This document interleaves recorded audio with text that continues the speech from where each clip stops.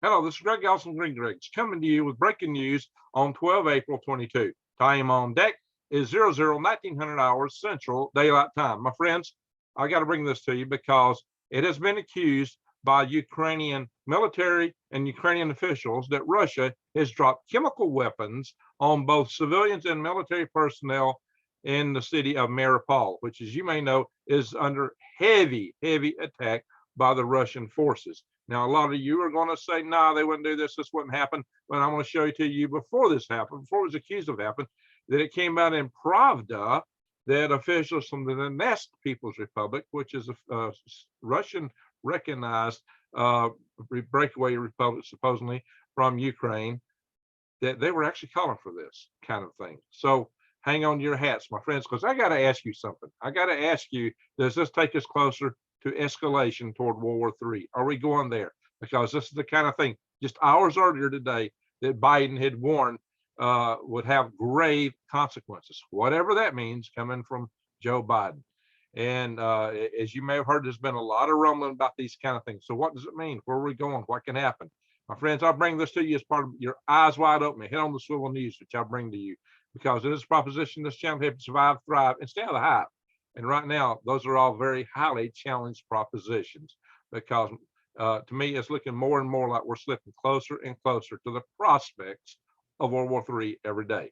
Not saying it's going to be, but guys, it's not looking pretty. So you need to get ready. You need to prepare, and you need to take it seriously right now, because with the food inflation, it's going to be skyrocketing and everything else going up, and the world unraveling as it is right now with supply chains and everything else. That's the talk of a bird flu coming out. My friends, take it seriously. Prepare. Do everything you can to get yourself and your family in as good a position as you can. I, on my channel, have a lot of videos about things such as how to eat free from the weeds and the trees, how to grow a garden, which I think you really need to do that.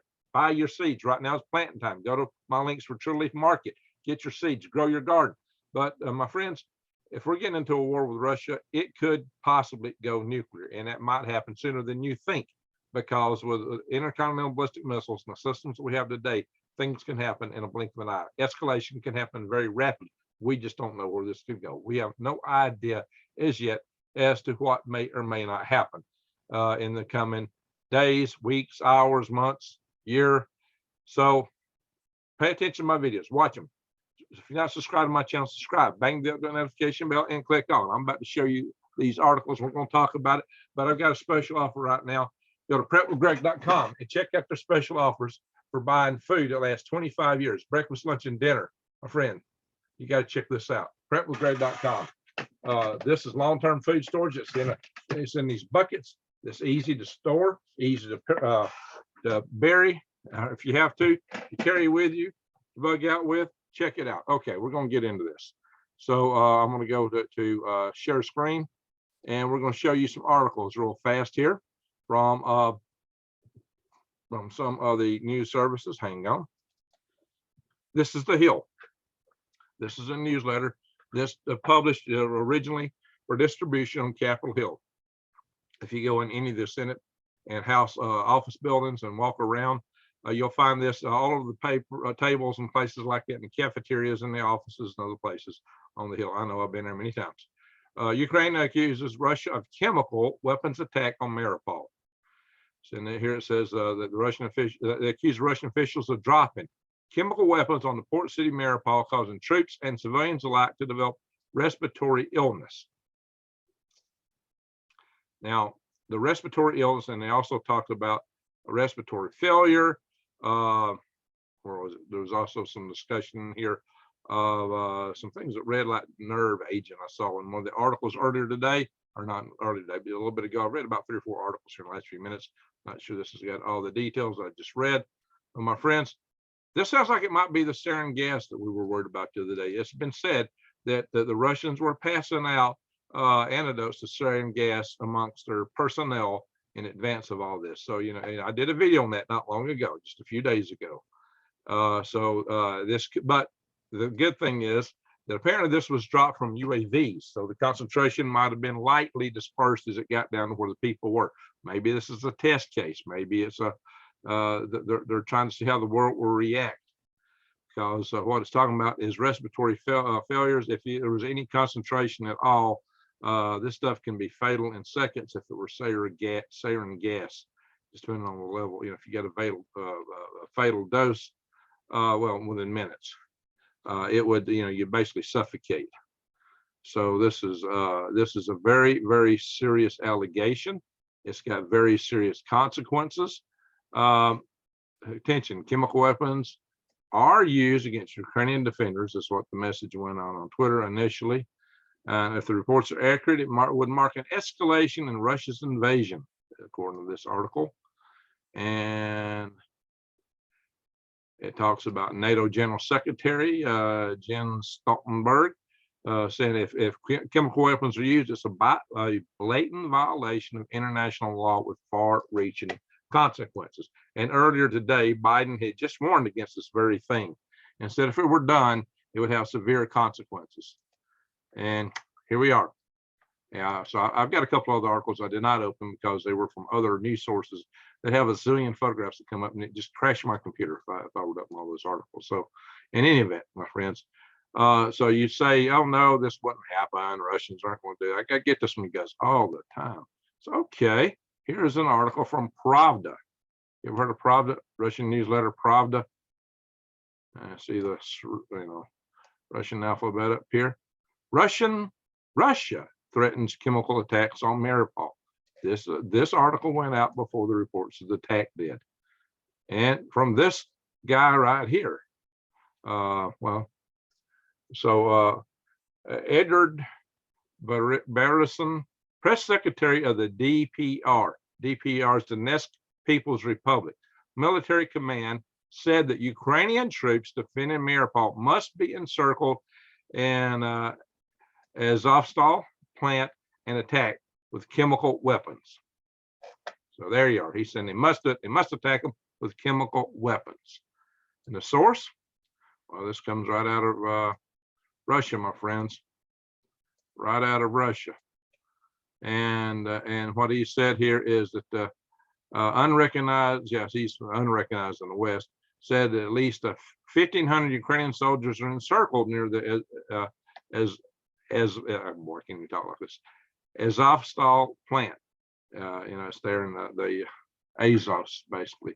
And he's basically said that there's no point in trying to storm the underground fortifications of the plant in Mariupol. Why? Because it would be hard to get in there. There's no point in storming these because of its underground levels, because there's so many of our soldiers, they lose so many, without doing any damage to the opponent. That's what they're supposedly afraid of. So they said they were going to attack these. Well, the attack, what we're aware of about the attack is it came from UAVs. So apparently it was small bomblets, and that may have limited distribution. I don't mean other means of putting more chemicals in there might not be behind this. So maybe they were trying to smoke them out, as this references here, to flush them out so they could get them to the top and get them with bang bangs. I don't know, guys. I have to watch what I say on this channel. Certain words are verboten. Certain topics get you in the hot seat on this platform. So I use certain words carefully, or phrases, but I'm going to stop the share. So we are in a potential situation where this could escalate due to many factors. It just so happens that we supposedly authorized the transfer of the S-300 missiles from Poland? I forget. Poland, Hungary. Let's see. One of the Eastern countries. We authorized these. Forgive me, it's late. And we did that by assuring them we were going to send in our my son worked on it. The PAC-3, what do you call it? The PAC-3 was one of the versions of it. Anyway, our defense missiles that came after Hawk. Well, they had the project office next door to me when I worked there for years, and suddenly I'm getting brain locked. Okay, guys, sorry about that. I'm not going to redo this video. I don't have time. This is breaking news. But we're going to send in missiles, air defense missiles, anti-ballistic missiles. It'll come to me in a minute. That hopefully, will replace the S-300s in the country that sourced them. And apparently on their way into Ukraine, those things got destroyed. They've already been attacked. But my whole point of bringing this out was to tell you the following. Patriot missiles. Oh my God, what's wrong with me today? Yeah, I worked right next door to the Patriot Missiles office for years. Holy smoke. Patriot missiles. My son worked on Patriot missiles, right out of White Sands. So yeah, excuse me, I'm getting one of these brain lock moments, guys. It's late and I have not gotten a lot of sleep lately. I've been very busy. I didn't really have time to do this video tonight, but I'm bringing it to you because it's breaking news. So once again, those missiles have already been destroyed before they even got deployed. So here's another thing you need to be aware of. Russians have announced that they are going to strike weapons shipments of systems coming in from the West, apparently while they're being shipped, perhaps even on Western aircraft, Western delivery methods. So is Russia threatening to shoot Western airplanes out of the sky? Western trucks off the road? Maybe when they're in Ukraine or over Ukraine? Is that what they're threatening? They're getting, I don't know, my friends, but it's getting dangerously close. It's getting dangerously close. Where are we going here? What's happening? What's it going to take for it to escalate to the next step? Does this, there were reports of so many people, civilians being, taken in the back of the head while their hands were tied behind their backs in large numbers. I say reports. A lot of the stuff, I'm not saying this is confirmed. I'm just telling you there's all these reports. What's going to excite certain NATO nations, or maybe the NATO as a collective, to do something more, to up the ante one more step?